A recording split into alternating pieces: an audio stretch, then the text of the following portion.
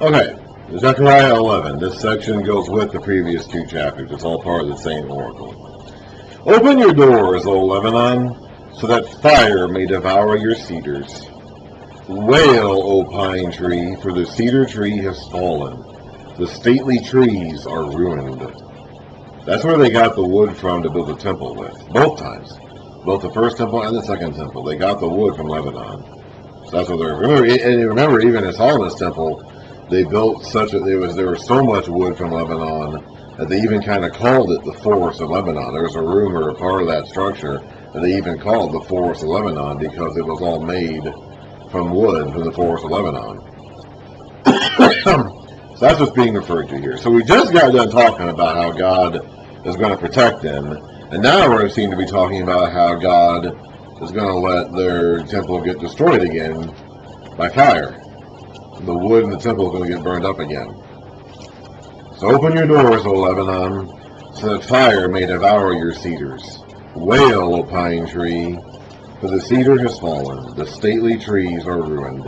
Wail, oaks of Bashan, the dense forest has been cut down. Listen to the wail of the shepherds, their rich pastures are destroyed. Listen to the roar of the lion, the lions, like actual lions here. The lush thicket of the Jordan is where they used to live. Okay, so we don't understand that without reading the next part here. So in order to understand, we just got done reading, we're going to have to read the rest of chapter 11. This is actually, I believe, referring to the invasion of the Roman Empire into the Holy Land, and that ultimately resulted in the fall of Jerusalem again for the second time, and the destruction of the temple again. So we just got done talking about how he's going to protect Judah from that in chapters 9 and 10. And he did in the days of Alexander the Great, and he was with them in their battles against the Grecian idolaters in the years after him. But chapter 11 refers to a time when he's going to let the city be and the temple be ruined again. And here's why, in verse 4 and going on. This is what the Lord my God says. Pasture the flock marked for slaughter. Their buyers slaughter them and go unpunished. Those who sell them say, praise the Lord, I'm rich.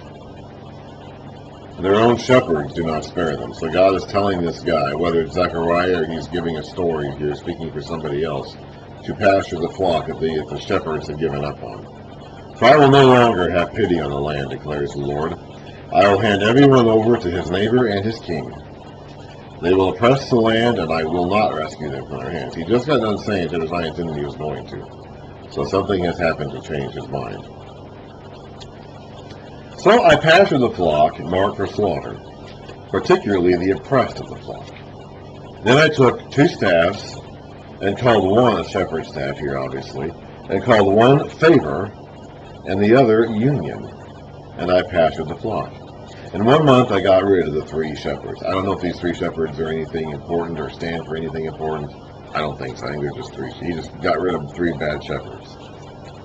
The flock detested me, and I grew weary of them.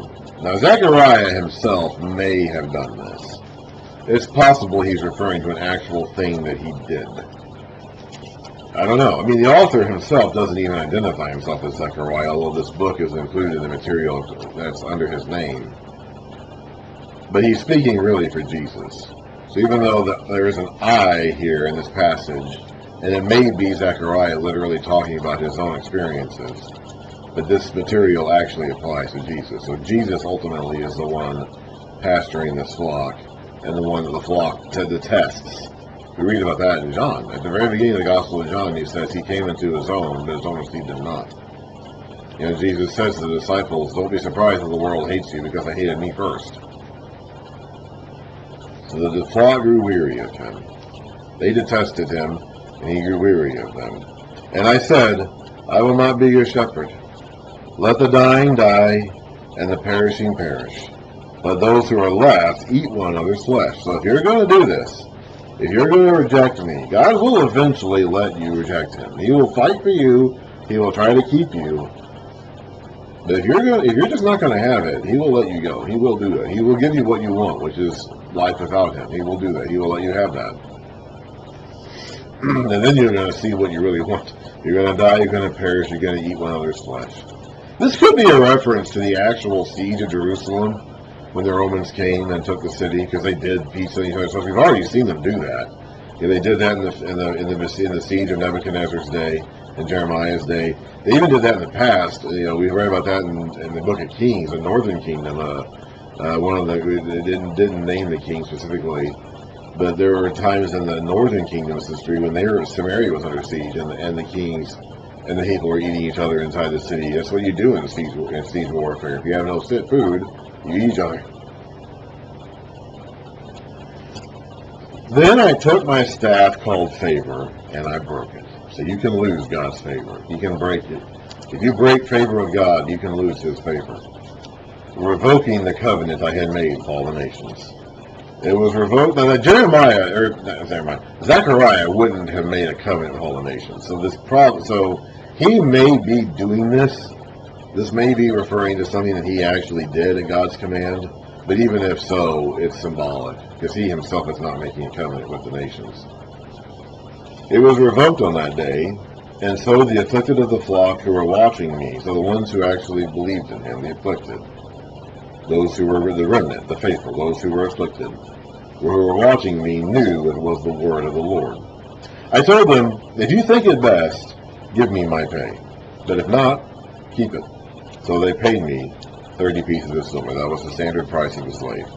Let's read that, actually.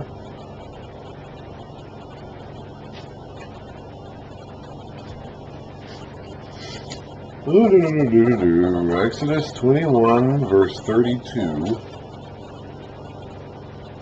If a man uncovers a pit or digs one and fails to cover it, and an ox... Wait, excuse me, that's not right.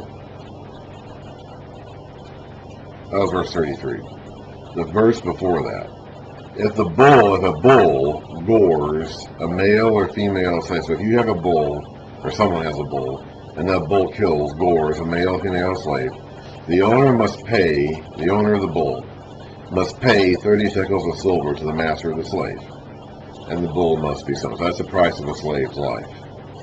It's also the price that the Pharisees paid to Judas to betray Jesus. So if you think it best, give me my pay, but if not, keep it. So they paid me 30 pieces of silver. And the Lord said to me, throw it to the potter, the handsome price at which they priced me. He's exaggerating here, he's being sarcastic. So I took the 30 pieces of silver and threw them into the house of the Lord to the potter. This is exactly what's going to happen in the days of Jesus. Matthew 26.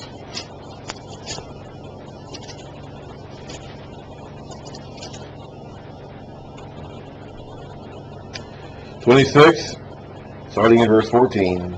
Then one of the 12, the one called Judas Iscariot, went to the chief priests and asked, what are you willing to give me if I hand him over to you?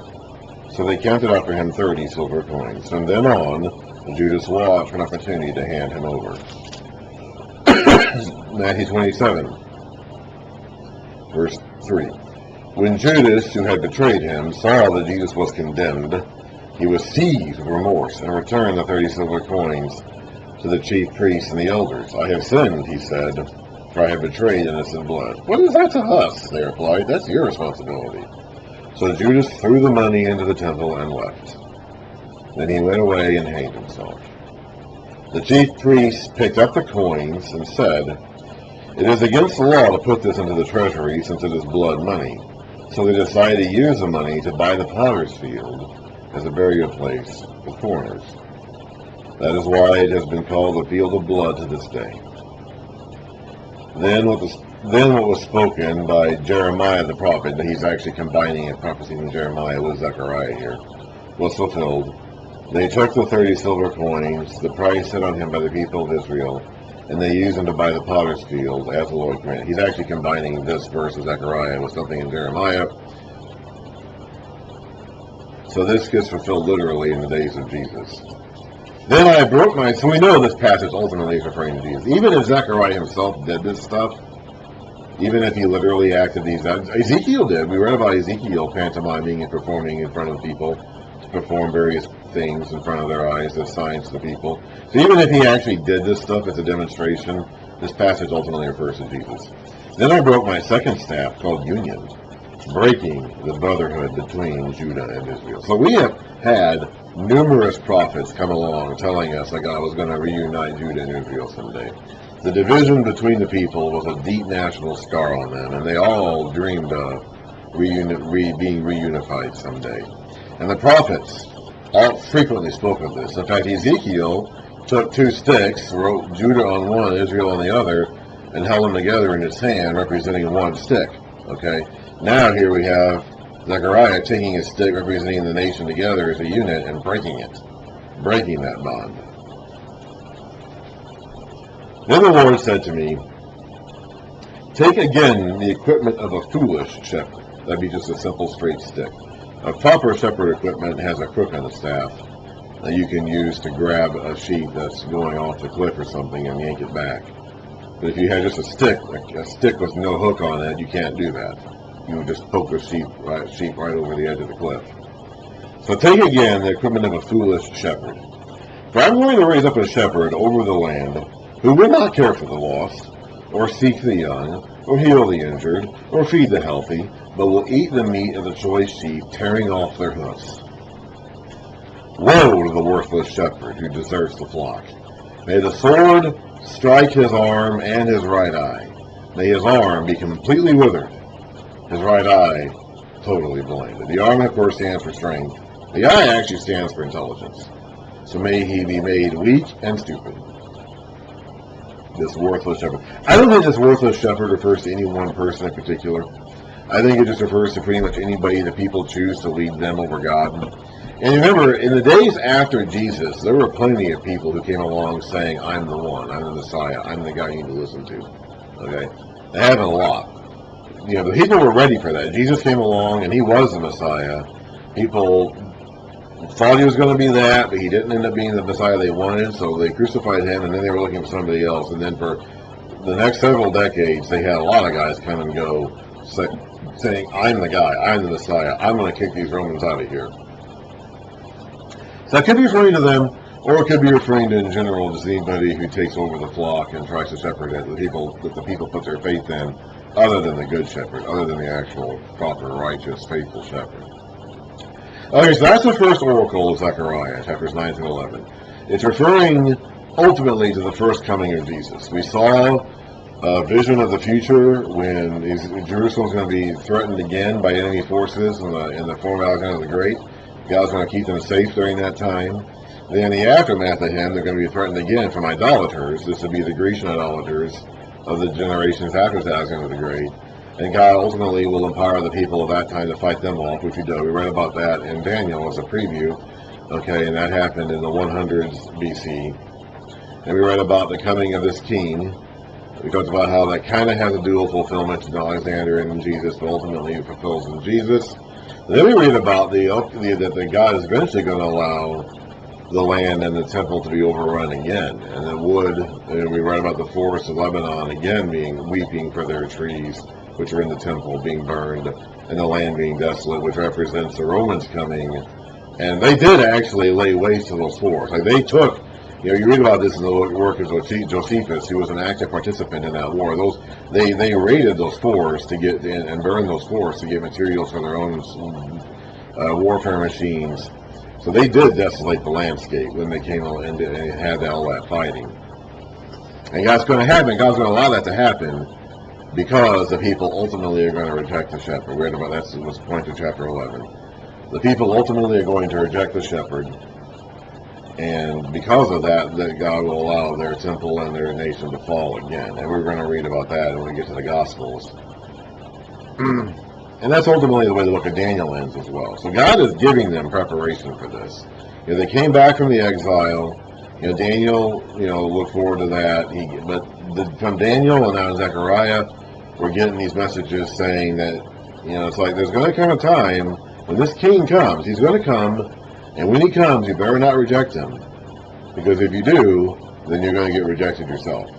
Like they've been told about this king, they've been hearing about this for hundreds of years. But now we're starting to introduce the idea that they're going to reject this king. And when that happens, their own kingdom is going to be rejected. And we of course see that happen actually in the New Testament. So yeah, one more we're called in Zechariah. So that's the 14. This one's going to be really difficult.